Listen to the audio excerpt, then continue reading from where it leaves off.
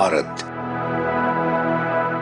दुनिया का सबसे बड़ा लोकतंत्र, दुनिया के सबसे पुराने लोकतंत्रों में से एक ऐसा लोकतंत्र जिसकी ताकत से पूरे देश का हो रहा है समग्र, सतत और समावेशी विकास।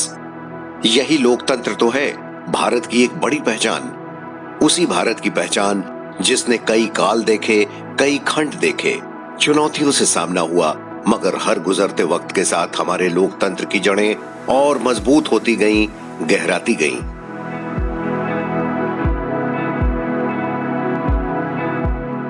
भारत की लोकतांत्रिक व्यवस्थाएं कितनी भव्य हैं, इसका अंदाजा इस बात से ही लगाया जा सकता है कि यहाँ लोकसभा और राज्यसभा को मिलाकर लगभग 800 संसद सदस्य हैं।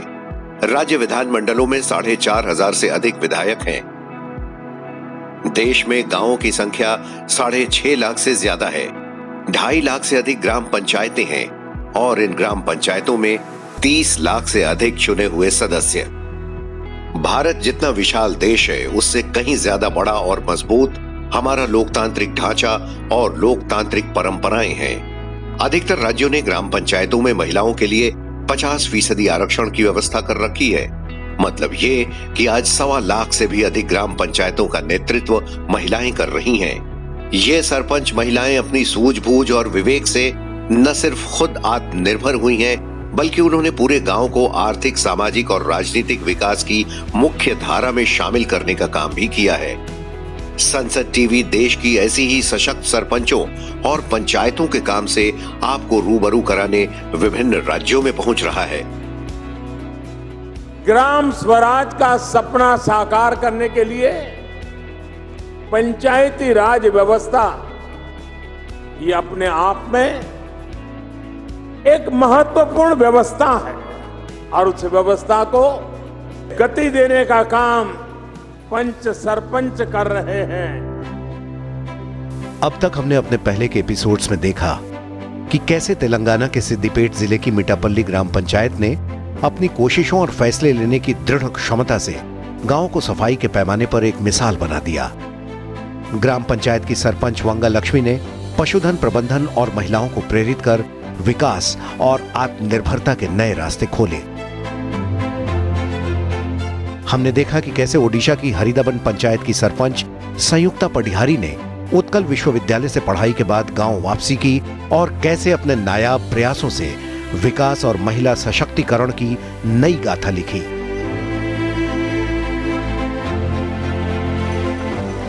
संसद टीवी की टीम जब राजस्थान के दौसा जिले की छारेड़ा पंचायत पहुंची तो हमने देखा कि कैसे एक महिला सरपंच की आउट ऑफ द बॉक्स सोच से गांव के सूखे इलाके में पहुंचने लगा पानी और पर्यावरण की होने लगी रक्षा। तो हमने देखा कैसे लोकतंत्र की ताकत का इस्तेमाल कर देश की पंचायतें फैसले ले रही हैं और गांवों को विकास के पैमाने पर आगे बढ़ा रही हैं। और आज हमारी टीम पहुंची है महाराष्ट्र के पुणे में, जहां हम चलेंगे कालवाड़ी ग्राम पंचायत और देखेंगे कि कैसे यहां की महिला सरपंच ने गांव को बना दिया पूरे तरीके से आत्मनिर्भर। कालवाड़ी ग्राम पंचायत सामाजिक समरसता की एक बेहतरीन मिसाल है। इस गांव के लगभग सभी परिवारों का मुख्य पेशा खेती है। आर्थिक और आत्मनिर्भरता के पैमाने पर गांव उन्नत है। जीविकोपार्जन के लिए बेहतर अवसर उपलब्ध हैं।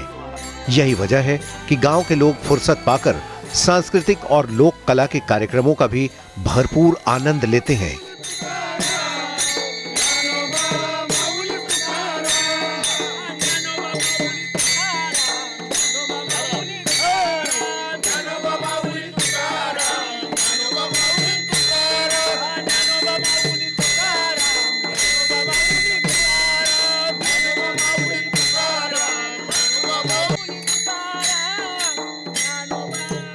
साथ ही मेहमानों का परंपरागत तरीके से स्वागत करना इनकी जीवन शैली का अहम हिस्सा है। नमस्कार, संसद टीवी पर आपका स्वागत है। मैं हूं हर्ष रंजन। लोकतंत्र मेरी ताकत, ये संसद टीवी की वो पहल है जिसमें हम देखते हैं कि भारत के लोकतंत्र ने कैसे यहाँ की ग्राम पंचायतों को अधिकार दिए हैं और कैसे इन ग्राम पंचायतों का नेतृत्व कर रही महिला सरपंच अपने गांव के सतत, समग्र और समावेशी विकास में सशक्त भूमिका निभा रही हैं। इस सिलसिले में आज हम पहुंचे हैं पुणे के कालवाड़ी ग्राम पंचायत में, जहां की महिला सरपंच अंजलि वामन है और इन्होंने जो रास्ते गांव से शहर की ओर जाते थे उसका रुख पूरी तरीके से मोड़ दिया है और अब शहरों का रास्ता इनके गांव की तरफ आता है। ये सब कैसे संभव हुआ देखेंगे हम अपने आज के एपिसोड में।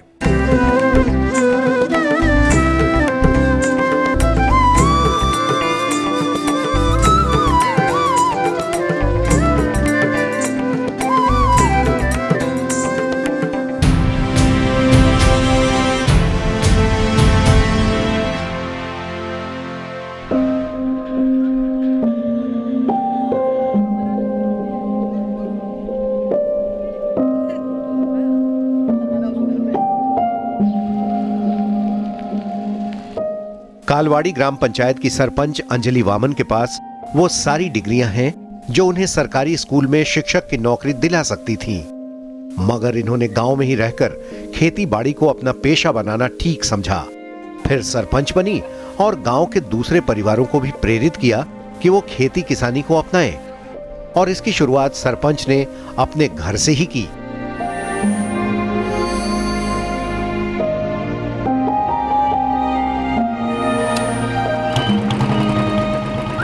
ये प्रणीता वामन है, सरपंच की बेटी। प्रणीता ने पुणे के एक प्रतिष्ठित कॉलेज से एमबीए किया है। चाहती तो किसी मल्टीनेशनल कंपनी में नौकरी कर सकती थी, मगर गांव लौट आई। फिर पिता के साथ खेती किसानी के बारीक पहलुओं को समझा। किसी के भरोसे न रहना पड़े, इसीलिए खेतों को जोतने के लिए खुद ही ट्रैक्टर तक चलाना सीखा। फिर लोन लेकर जमीन खरीदी और करने लगी शिमला मिर्च की फार्मिंग। जब मेरा MBA इन एग्री बिजनेस मैनेजमेंट पूरा हुआ था, उसके बाद मैंने 6 से 8 महीने तक जॉब की थी। लेकिन मेरा पहले से ही एम था कि मुझे मेरा खुद का कुछ चालू करना है, मतलब बिजनेस हो, कुछ भी हो। उसके बाद मैंने वो जॉब छोड़ दी और मैंने घर पे पॉली हाउस की खेती करना शुरू कर दिया।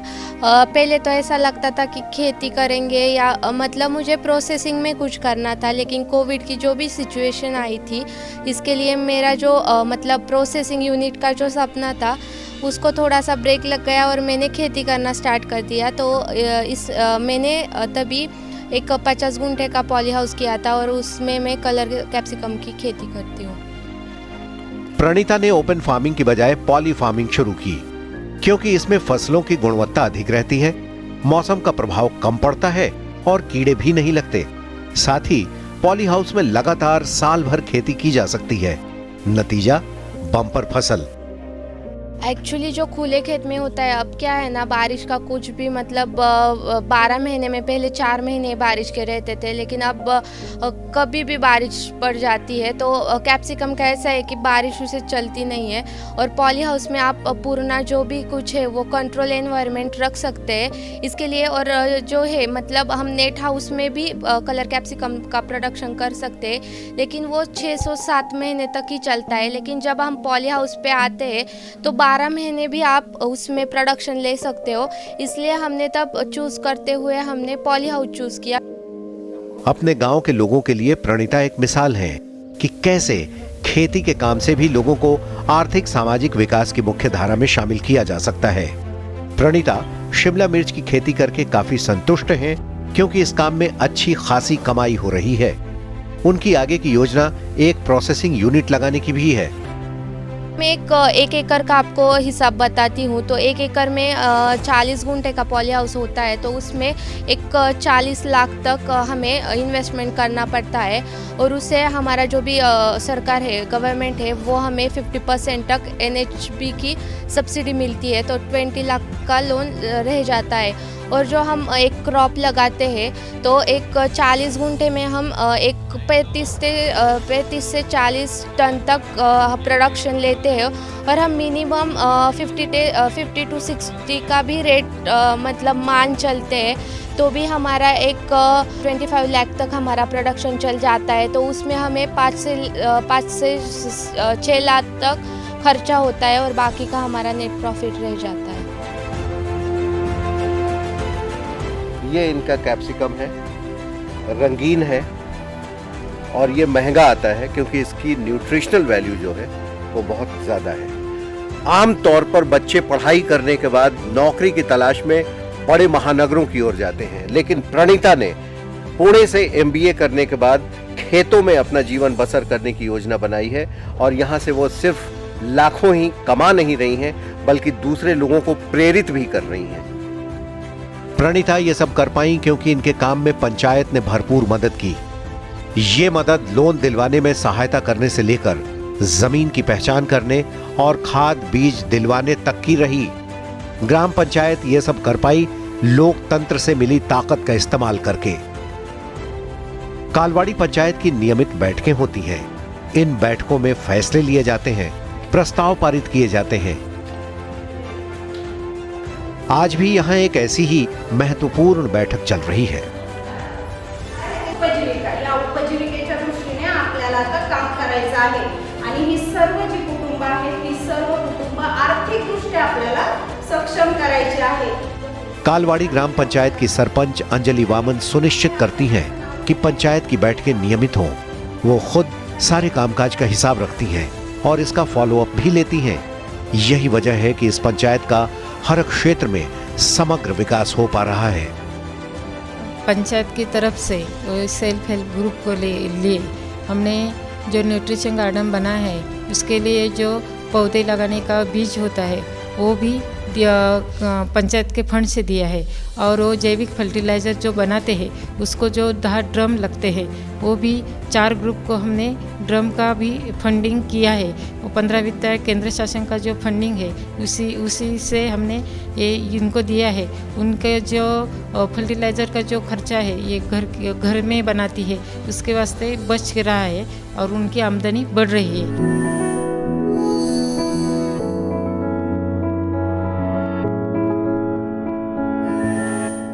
इस पंचायत में काम कर रहे सभी स्वयं सहायता समूहों को एक छतरी के नीचे लाने के लिए यशवंती ग्राम सभा का गठन किया गया। फिर पंचायत ने महाराष्ट्र लाइवलीहुड मिशन के साथ बातचीत की कि कैसे महिलाएं स्वरोजगार की दिशा में आगे बढ़ सकती हैं। फिर पंचायत की कोशिशों से एक क्लस्टर कोऑर्डिनेटर की नियुक्ति की गई। ये कोऑर्डिनेटर स्वयं सहायता समूहों और उनमें काम कर रही महिला सदस्यों को व्यक्तिगत तौर पर सुझाव देते हैं और जरूरत पड़ने पर मदद भी करते हैं। यहाँ कालवाड़ी में हमने ये 18 एसएजी से सब महिलाओं को इकट्ठा करके को इकट्ठा करके यहाँ पे यशवंती महिला ग्राम संघ का फॉर्मेशन 2020 में किया। ये 2020 में फॉर्मेशन करने के बाद उसका जो पर्पज़ रहता है कि हमारे जो पंचायत समिति है या हमारे शासन के महाराष्ट्र शासन और स्टेट गवर्नमेंट हो या सेंट्रल गवर्नमेंट जो भी स्कीम गांव में आता है वो स्कीम अभी हम ये ग्राम संघ की तरफ से या विलेज ऑर्गेनाइजेशन से मार्फत उनके तरफ से ही वो फैमिलीज को हम दे रहे हैं। ऐसी ही एक एसएचजी चलाती हैं नंदा बेन लेकर। इनका काम बेहद अनूठा है। ये लोग गाय के गोबर से पूजा के लिए धूप दीप बनाने का काम करते हैं। साथ ही गोबर से मच्छर भगाने वाली अगरबत्ती भी बनाते हैं। नंदा बेन लेकर का मानना है कि गाय को ऐसे ही हमारी माता नहीं कहा गया है। सिर्फ गाय के दूध में ही शुद्धता नहीं है, इनके गोबर को भी अगर सही तरीके से इस्तेमाल किया जाए तो उसमें बरकत छुपी है। ये लोग पहले गोबर को एक जगह इकट्ठा करते हैं, फिर उसमें घी और कुछ मात्रा में शक्कर मिलाते हैं ताकि दुर्गंध को दूर किया जा सके। फिर उसे सांचे में ढालकर सुखाया जाता है और तैयार हो जाता है धूप और मच्छर भगाने वाली अगरबत्ती। मी पहिल्यांदा साधी म्हणजे एकदम घरीच राहत होते व घरातला स्वयंपाक बघणे आणि शेती बघणं याच्या इतर मला काही नव्हतं। तर परंतु मी आता या 5 वर्षामध्ये ग्रामपंचायतमध्ये गेले आणि ज्या आमच्या अंजलीताई वामन आहेत त्यांच्या यांनी मी मार्गदर्शन घेऊन आणि त्यांनी मला थोडंसं सांगितलं काहीतरी कुटुंबासाठी तू कर, तुझ्याकडे कला आहे तर मी असं माझ्याकडे एक कला म्हणून माझ्याकडे गावरंग गावठी गाई आहे तर त्या गाईचा मी काय उपयोग केला तर मग आता हे धूप बनवते आहे, तसंच गौरी पण बनवते। त्या गौरीचा धूपचा मी स्वतःच करते, मी काय कुठं जरा ट्रेनिंग पण नाही घेतलं। गाय के गोबर से धूप और अगरबत्ती बनाकर नंदा ने अपने परिवार की आर्थिक प्रगति में सहभागिता की है। अब ये अपनी खुद की कमाई से बच्चों की स्कूल की फीस देती हैं, उनके लिए कॉपी किताबें खरीदती हैं। पिछले साल इन्होंने अपने लिए एक स्कूटी भी खरीदी। अब ये स्कूटी इनके व्यापार को बढ़ाने में सहयोग कर रही है, क्योंकि इनके लिए घूम घूम कर मार्केटिंग करना आसान हो गया है। और ये सब कुछ इतनी जल्दी संभव हो सका क्योंकि इन्हें पंचायत ने मदद की। ये एक मिसाल है कि कैसे देश की पंचायतें लोकतंत्र से मिली शक्ति का इस्तेमाल कर ताकतवर हो रही हैं, फैसले ले रही हैं और गांव के लोगों, खासकर महिलाओं को विकास की मुख्य धारा से जोड़ रही हैं। हमारा जो फंड है वो हमारा खुद का है। हमारा गांव का जो हम टैक्स जमा करते हैं वो हमारा खुद का फंड 10 लाख है और केंद्र शासन, राज्य शासन से निधि आता है। 14 वित्त आयोग है, महाराष्ट्र रोजगार हमी, MRGS का फंडिंग होता है, वो सब मिलकर, और 15 वित्त आयोग का बहुत बड़ा फंडिंग, वो शासन निर्णय जो हुआ है उसमें पंचायत बहुत सशक्त हो रही है। 15 वित्त आयोग का फंड वो खासदार आमदार के निधि के बराबर का फंड पंचायत को आ रहा है। इसी वास्ते से वो सक्षमपणे काम कर रहे हैं और वो अपने गांव का जो गांव को ज़रूरत है वही काम कर रहे हैं।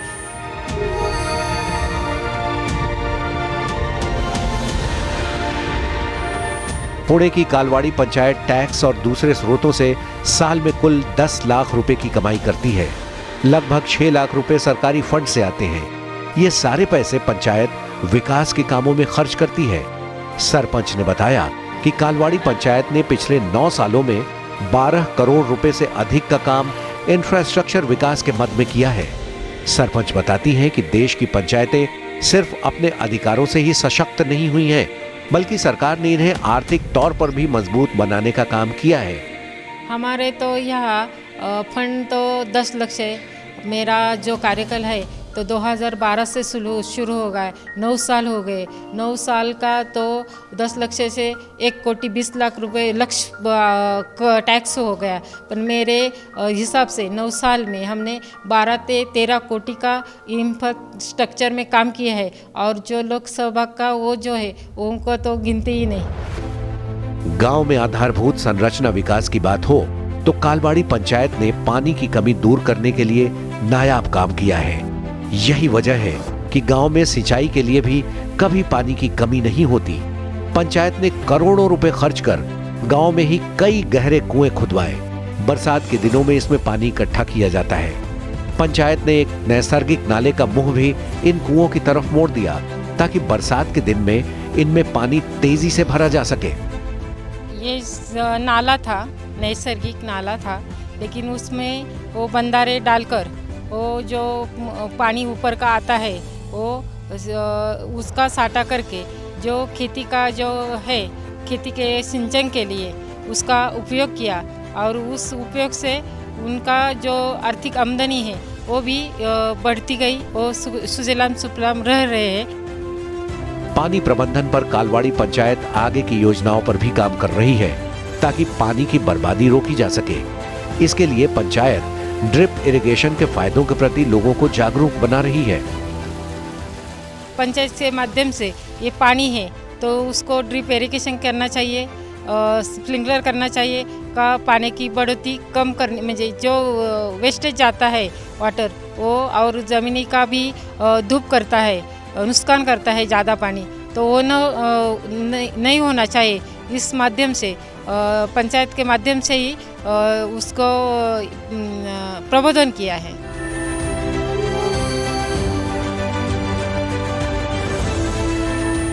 कालवाड़ी पंचायत गांवों को सिर्फ आर्थिक मोर्चे पर ही समृद्ध नहीं बना रही है, सांस्कृतिक और सामाजिक समरसता बनी रहे इसके लिए भी पंचायत नए नए उपाय सुझाती रहती है। पंचायत ने ऐसा ही एक नया प्रयोग किया है। गांव की शमशान भूमि पर किसी की मृत्यु होने पर उसके अंतिम कर्मों के लिए लकड़ी की जरूरत होती है। पंचायत ने यह सुनिश्चित किया है कि हर दिवंगत व्यक्ति की याद में उसके परिवार के लोग शमशान भूमि पर एक वृक्ष लगाएंगे। गांव के लोग पंचायत की इस पहल से खुश हैं क्योंकि उनका मानना है कि किसी भी दिवंगत व्यक्ति के प्रति वृक्ष लगाने से बढ़कर और सम्मान क्या हो सकता है। मेरे पापा का जब भी यहाँ पे डेथ हो गया तभी यहाँ क्रियाक्रम हो गए और उसके बाद एक कालवाड़ी ग्राम पंचायत ने मेरे पापा के लिए उसका स्मरण हमें हर साल हर पीढ़ी के लिए होने के लिए उन्होंने हमें 2 पेड़ दिए, एक आम का पेड़ दिया और एक सप्तवृक्ष बोलते हैं वो दिया। आम का पेड़ अभी बहुत बड़ा हो गया। वो जब आम का पेड़ हम लोग देखते हैं तब मेरे पापा का स्मरण मुझे आता है। कालवाड़ी ग्राम पंचायत की इस अनूठी पहल को अब आसपास के गांव वाले भी अपना रहे हैं। पंचायत के पूर्व सरपंच बताते हैं कि इस प्रयोग से पर्यावरण की रक्षा भी हो रही है। जो कुटुंब में उनका बॉडी डेथ हुआ है उस आदमी को 2 पौधे के झाड़ हम देने का फैसला किया है। एक उसमें फल का झाड़ है और एक सावली का झाड़ है। वो देने का मतलब यह है कि अपने जो पूर्वज है वो पूर्वजों का स्मरण करें। पंचायत ने अपनी विशेष पहल के जरिए किचन गार्डन को लेकर भी एक अनूठा प्रयोग किया। सरपंच की प्रेरणा से गांव के हर घर आज अपने घरों में ही न्यूट्री फार्मिंग कर रहे हैं। इससे न सिर्फ परिवारों के लिए पैसों की बचत हो रही है, बल्कि बिना खाद वाली ऑर्गेनिक सब्जियां खाने से लोगों की सेहत भी अच्छी रह रही है। दरअसल न्यूट्री फार्मिंग के लिए लोगों को प्रेरित करने का काम इतना आसान भी नहीं था। सो सरपंच ने पहले खुद ही लोगों के घरों में जाकर उनकी खाली पड़ी जमीन, चाहे वो छोटी ही सही, उस पर सब्जी उगाकर बताया कि ये काम कितना आसान और सेहतमंद है। फिर क्या था, सरपंच की ये पहल रंग लाई। गांव के हर घर में अब किचन गार्डन है। महिलाओं के लिए एक छोटी सी परस बाग घर के लिए अपने परिवार के लिए उसका महत्व हमें बताया कि ये परस बाग ऑर्गेनिक करने के क्या फ़ायदे होते हैं। तो उसने हमें ये डेमो दिया कि ये ऐसी परस बाग करनी है। और उसने हमारे घर में आकर 1 गुंठे में एक परस बाग को ये डेमो करके देती है। और पंचायत से हमें बीज पन देती है, 20 प्रकार के बीज देती है। वो उस बीज में हम अलग अलग प्रकार के सब्जियां बनाते हैं। कालवाड़ी पंचायत ने गांव के किसानों को रासायनिक खादों से दूर रखने के लिए खुद की पहल से ऑर्गेनिक खाद बनाया। फिर उसे कई महीनों तक फसलों पर प्रयोग किया। अच्छे नतीजे आने के बाद अब यहाँ की पंचायत गांव वालों को ये खाद काफी कम कीमत पर उपलब्ध कराती है। हमने एक यूनिक प्रोग्राम किया है कि हम भी हमारा हेल्थ और ज़मीन का हेल्थ और पर्यावरण का हेल्थ अच्छी तरह से रखने के लिए वो हमने जो जैविक फर्टिलाइज़र होते हैं वो हमने खुद बनाए हैं। और ये सेल्फ सर्टिफिकेट है कि हम ही करते हैं।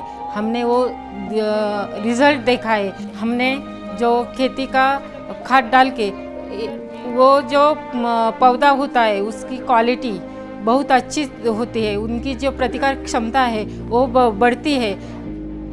तो हमने देखा कि कैसे पुणे की कालवाड़ी पंचायत ने अपने अनूठे प्रयोगों से युवाओं का पहला आकर्षण खेती को बना दिया है। कैसे गांव से शहर जाने वाली सड़क का रुख मोड़कर शहर से गांव की ओर कर दिया है। और इसकी शुरुआत खुद महिला सरपंच ने अपने घर से की, जब उनकी बेटी ने MBA की पढ़ाई के बाद गांव वापसी कर कैप्सिकम की फार्मिंग शुरू की। यही वजह है कि आज इस गांव की लगभग सभी महिलाएं खेती में हाथ बटा रही हैं और यहाँ की मिट्टी सोना उगल रही है। धूप सर पर है, लेकिन कालवाड़ी ग्राम पंचायत की महिलाएं अभी भी इस खेत में काम कर रही हैं। यह दर्शाता है कि किस तरह यहाँ की महिला ग्राम प्रधान अंजलि वामन ने गांव के लोगों के लिए सतत, समग्र और समावेशी विकास में अपनी महत्वपूर्ण भूमिका निभाई है। इस एपिसोड के लिए पुणे के कालवाड़ी ग्राम पंचायत से इतना ही। अगले एपिसोड में फिर ऐसी ही ग्राम पंचायत में आपसे मुलाकात होगी। तब तक हमें दीजिए इजाज़त। आप देखते रहिए सनसेट टीवी। नमस्कार।